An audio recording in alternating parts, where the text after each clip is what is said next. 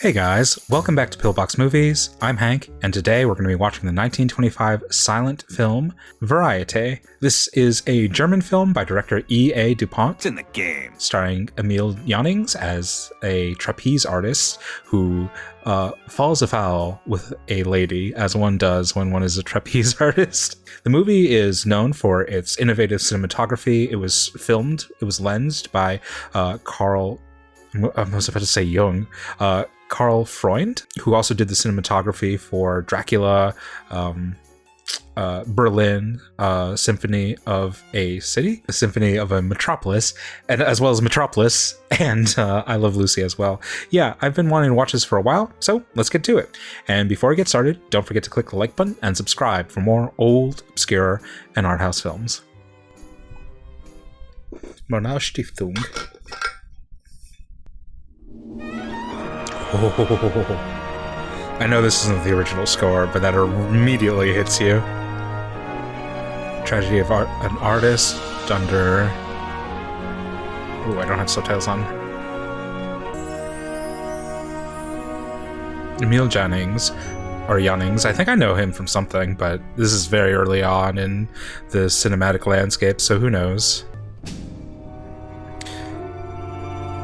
You can really see in earlier silent films, like maybe not the earliest silent films, but in earlier silent films, without the aid of sound, how creative they were in composition, really treating the frame as a invitation for different focal lengths, different angles, different depths. Without the aid of like a different sense, the dimensionality of the frame was explored more deeply.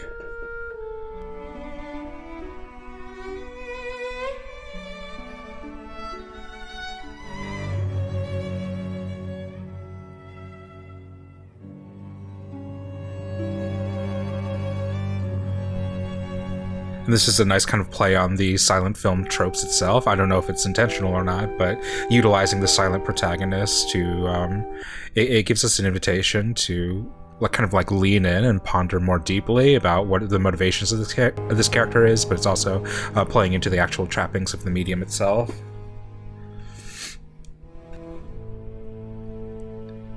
It's very, very slight, but they've actually taken a different angle on this from the previous shot. There's just a slight shift, as there is a slight shift in Prisoner 28's conscience.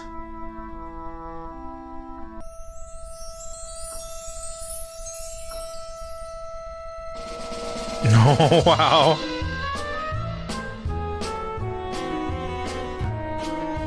Oh, that's so beautiful. So early on in cinematic history. I'm not even sure if this was shot on location or whatever, because I mean, there just wouldn't be the same amount of control. But to recreate this kind of carnival scene inside of a studio, it's really well done either way.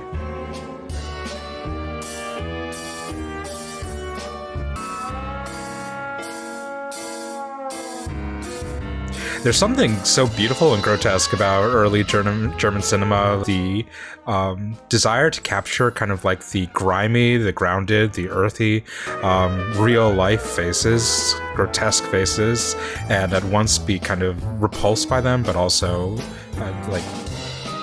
deeply, deeply fascinated by them.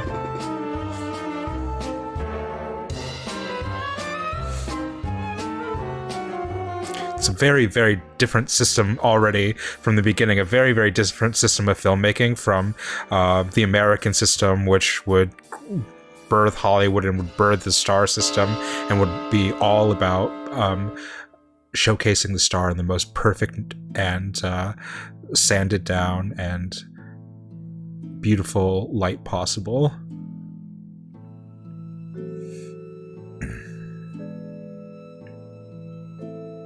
Pause.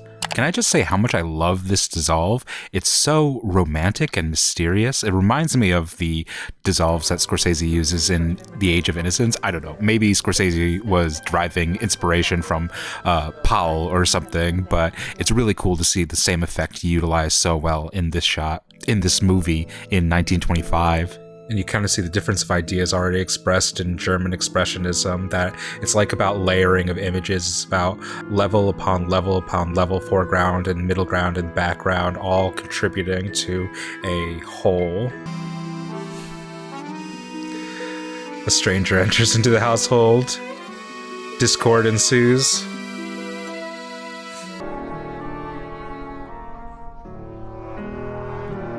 I love how big the wife looks in the foreground. Just really different take on dimensionality. It's really not like flat and proscenium the way you kind of envision silent films to be. I'm not even sure that this like, oh, wow. I'm not even sure this like apartment or this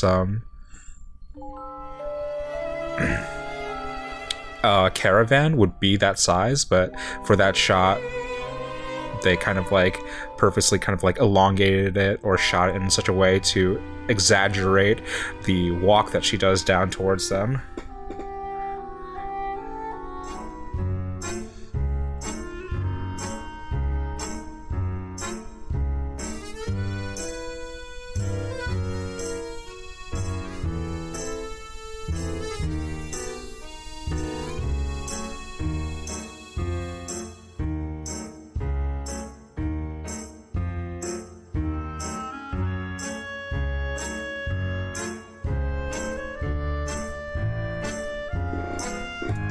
It's an interesting comparison of the two women.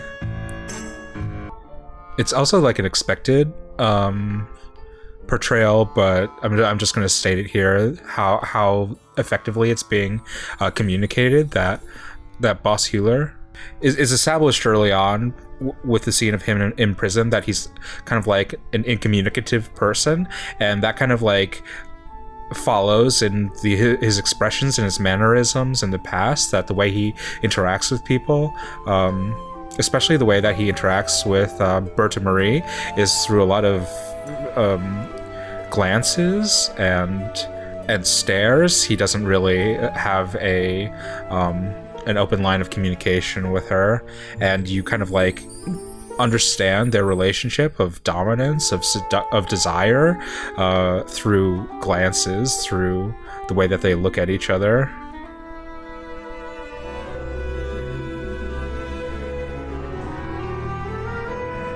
This further expression of their relationship, its intensity through their eyes.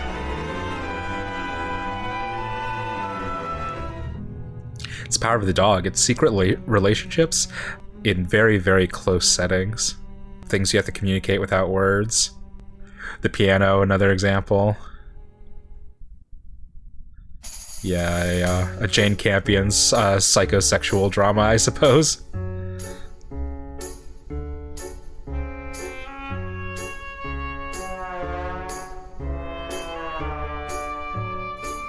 This is also kind of like a fascinating contradiction or paradox of this money-making scheme, or this misogynistic scheme, or this patriarchal scheme, that the way that Hewler utilizes Bertha Marie to make money is through this Dance of the Seven Veils, this seduction dance, and that is actually what is also like seducing him and further entrapping him into Bertha Marie's wiles. I'm not sure if it's necessarily is like actually her wiles or her seduction, but the more he parades her out to get money, the more that actually stokes his vicious jealousy.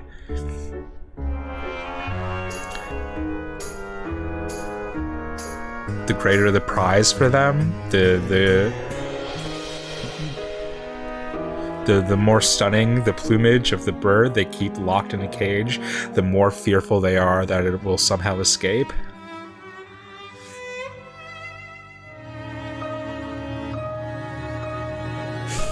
Yeah, beautiful expressions of Emil Jannings' eyes.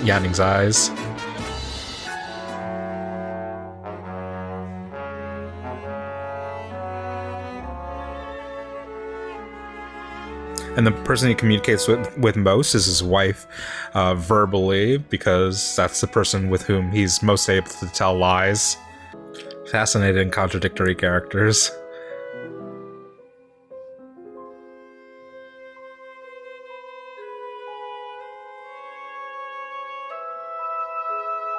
It's a really delicate performance, a really delicate story that they're expressing. The story of Boss Hewler. It's like very grounded. It's very earthy. It's not what I would really expect from a movie of this era to tell such an intimate story, such a close story.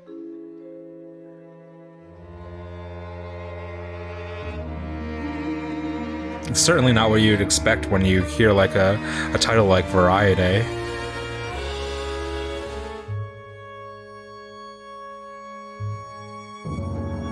Wow.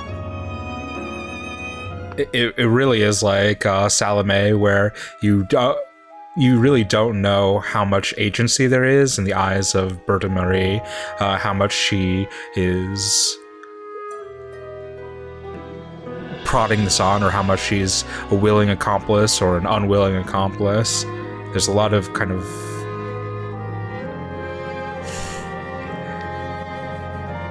ambiguity in her eyes. Oh God, oh God.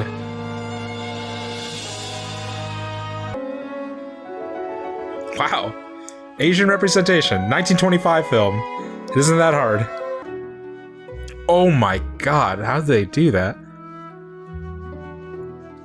That's beautiful. Asian representation. It's so fun seeing a movie from the 1920s like actually capture the kineticism, the raciness that this fucking Whiplash dude was trying to capture in overabundance in Babylon. I don't know, I'll admit my bias, I'm just kind of like not a fan of him. But Damien Chazelle. There seems something so ahistoric about the way he presents it. I mean, obviously he's going to present it with the lens of modernity, but there's something about the lightness, the playfulness of the 20s that just seems so fucking lacking in Babylon, for all of its partying, for all of its like treatise on the joys of the old world, of the... It was just so ponderous.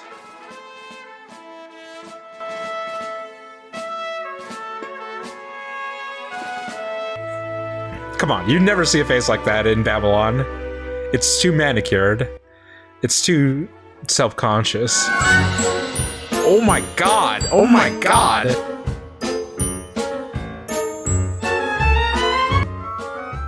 I cannot believe there's no way they could light that as a real location. So maybe they're layering like a bunch of different plates. That's crazy.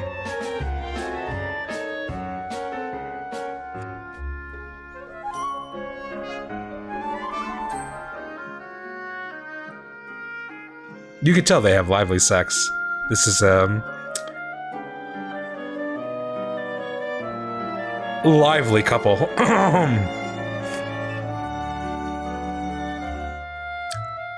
Oh wow. Wow. Wow. They do a lot with the parting glances.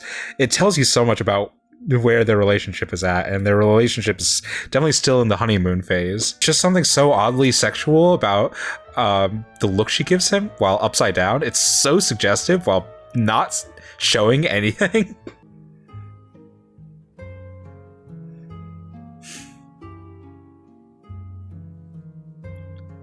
It's a very different characterization from what I was expecting from Hewler at this point in the narrative, but I think it makes sense for what will be an eventual turn, that he's like really, really soft in this second act.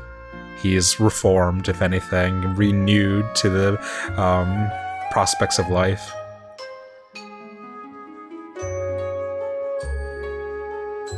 Sexually reawakened. And we'll see all of that energy take on a twisted dimension, I'm sure, at the moment of betrayal.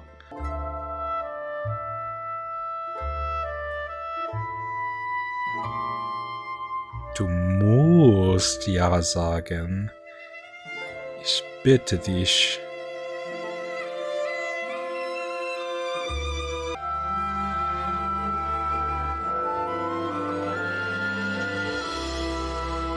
Wow, she just had a full-on orgasm.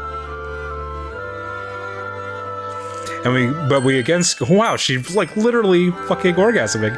But we again see kind of like the trappings of language, that they have a pretty specific physical relationship, and words are again used as a point of manipulation, that she gets him to agree to take on Antonelli as a partner through words, and that's like the beginning of a narrative of betrayal. That for a character like Hewler, the only language that speaks the truth at all times is the physical. Wow, that shot is brilliant! Who would have thought you'd be so impressed looking at a man's gooch?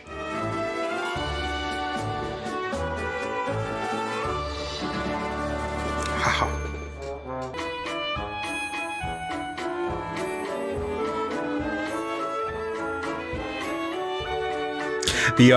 The point of like Hewler not being like a person who like speaks well also like ties into his relationship with his profession as well, that he's used to performing physically, and he's also used to not communicating to his audience at all. He's used to having a block where they only observe him, and that he's a spectacle, but he's not in dialogue or in conversation with them. So I don't know if this is the intention of the storytellers or the filmmakers, but it is reinforcing layer upon layer a kind of image of this character, even if the script itself or the story itself isn't specifically saying any of these things.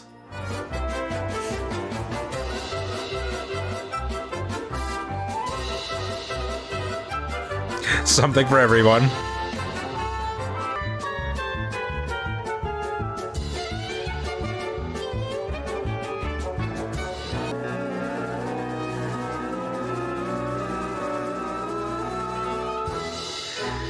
And that's like a fun version of something that may happen again with Hewler, that he tosses away his bride, his wife. That may happen again in violence, whether he strikes her or disposes of her dead body.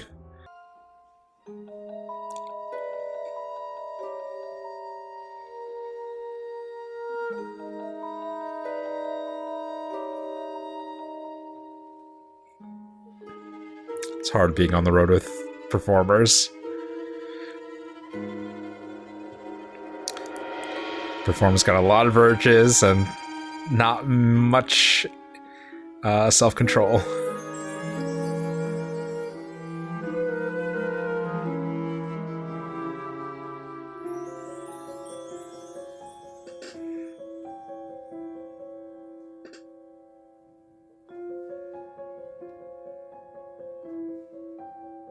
He's gonna close the door behind her. She's right to be on high alert. I don't know where she got that from, but she's got a good sense to her.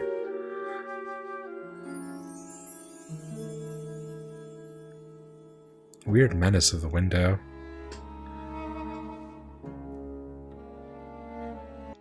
I don't know how to describe it, and I'm probably going to be proven wrong, but there's like some imagery that makes me think of like the imagery of her being on a shipwreck, and the image of the window and her husband tossing her at the party. There's just like images that make me think of like wind, of like defenestration, that the way that she dies is her husband like throwing her from a rooftop or out a window. And that also has to deal with their trapeze.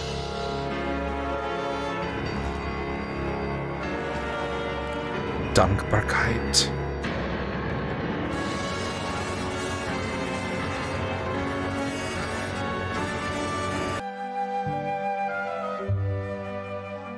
Does she invite this now? It's like one of those like tropes that I kind of like have to accept of an era where I'm like, sometimes women just be characterized as harlots. Wow, wow, wow. I love the on-location shots because it's like just so cool, the images that are captured, but they have like no control of the lighting whatsoever. It's a good trade-off. Man, look how low that chemise goes.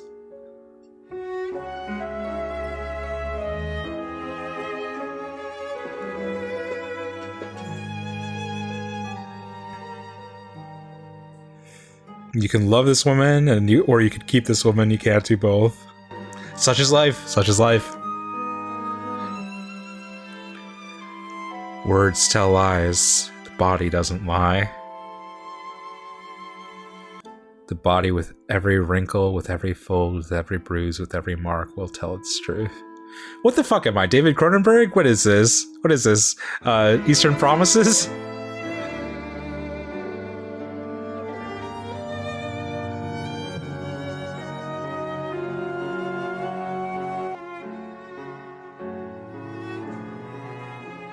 It's a really good performance by Emil Jannings. It's a great performance by Laia de Putti. At least for me, there's just like a real sense of how much this beast in Boss Hugler has been domesticated, has been tamed by love. The dream for all men to turn a new leaf, to take a new lease on life, and when that is betrayed, oh, the monster that will be unleashed onto the world. Oh, the bangle, of course.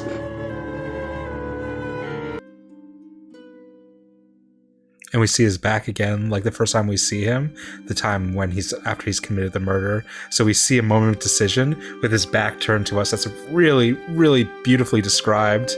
It's really beautifully depicted on the screen. Echoing something from the past in the film that will occur in the future. It's a beautiful way that the medium plays with the dimensions of time.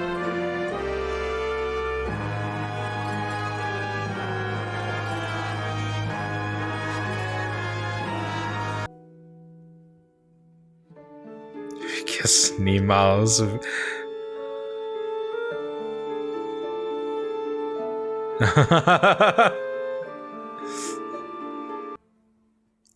But doctor, I am Pagliaccio. Oh, beautiful.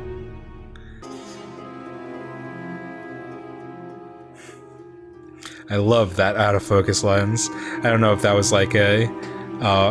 okay, good. Wow, the emphasis on his glowing eyes.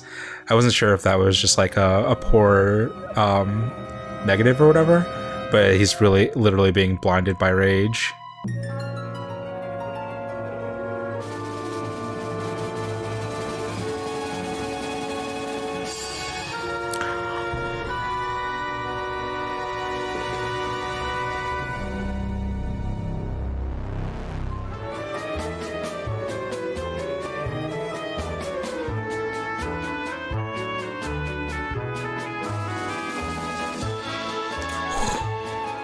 I love that it's being played out in full now, because you're never sure when the betrayal is going to happen, when the release will happen. And there's just so much tension built in now to this once entertaining act. Beautiful.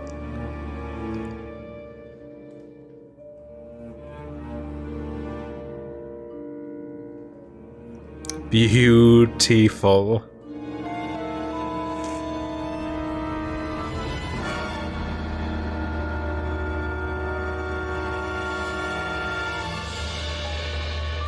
The many eyes, the many witnesses.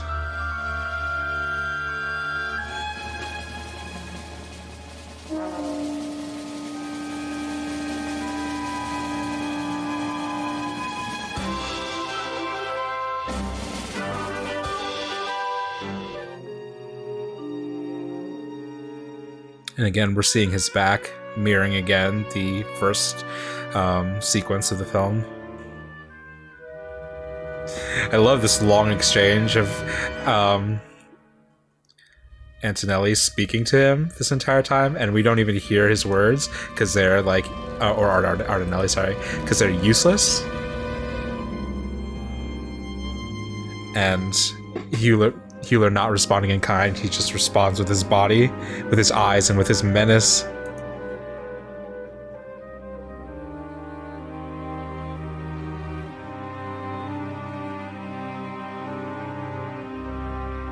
Just beautiful, beautiful eyes captured in this film.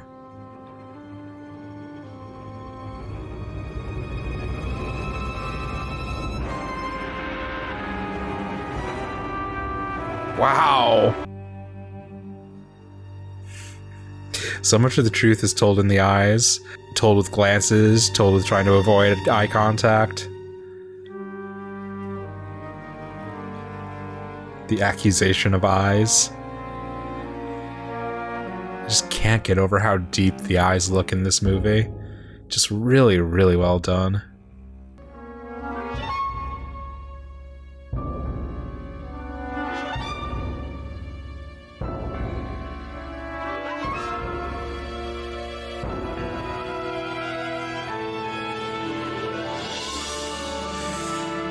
This really sucks.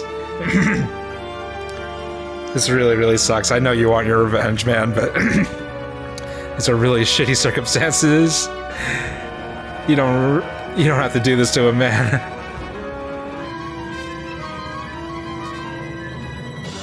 That's not, yeah, I was gonna say, that's not Healer's hand.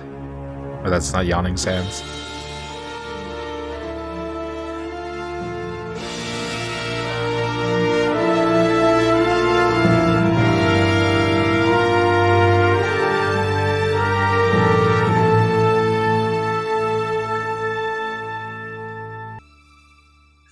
It's a shame. It's a shame that Antonelli could not call out during that entire time, but I suppose since they're on the actors' floor, people are used to hearing actors shout.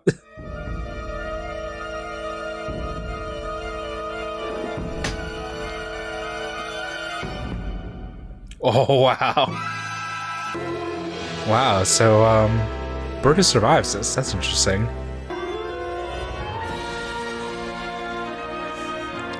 The curse of the Berta Marie continues.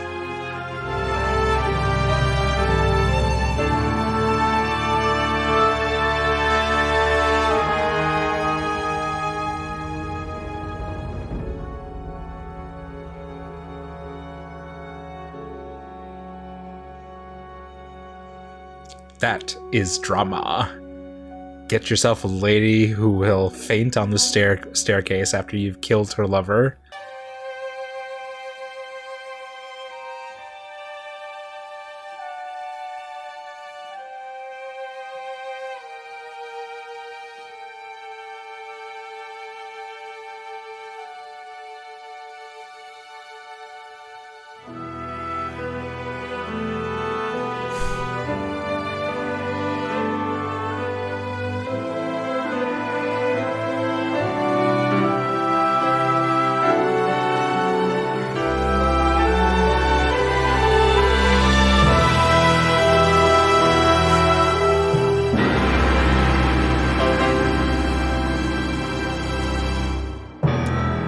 Cool. Cool. So I was wrong about the wind thing. I was under the impression that the wind would forecast like the eventual doom and death of Antonelli and of Berta Marie, that he would throw them out the window or that they would fall during the trapeze act. And it turns out the wind actually tied back into the final shot of the scene, that the wind that blows is the wind of God's justice and God's grace. Yeah, this is a beautifully realized work. I actually really love watching silent films for their kind of like economy of story. It harkens back to a different era of cinema and a different audience, different artists. There is something like really primal and really urgent in the simplicity of storytelling in silent films. Yeah, this was a wonderfully like sensual, emotional, and simply told story. I really liked it. Let me know if you've seen Variety, what you think of it, and don't forget to click the like button and subscribe for more old, obscure, and art house films. And until next time, keep watching good movies.